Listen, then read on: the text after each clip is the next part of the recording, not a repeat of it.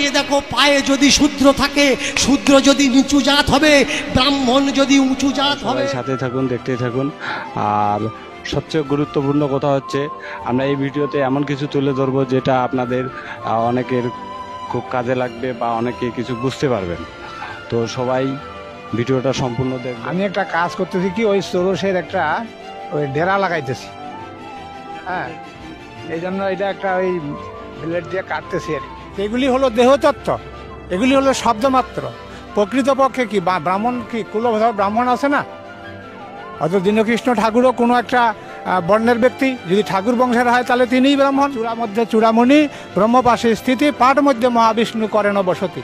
তাই পাঠ মধ্যে মহাবিষ্ণু বসতি করেন বলেই ওই মহাবিষ্ণুকে মনে করে তা চরণেই প্রণাম করা হয়। দেবতা তো আপনি মানেন, আপনার ললাটে যেহেতু আমি সিঁদুর ফোঁটা দেখলাম, হ্যাঁ, তাহলে আপনি কার ভক্ত আমি কি বুঝলাম না? এখন কি বলবো, দর্শককে তো ভূত বানিয়ে ফেলাইছে আমাদের দীনকৃষ্ণ ঠাকুর পণ্ডিত।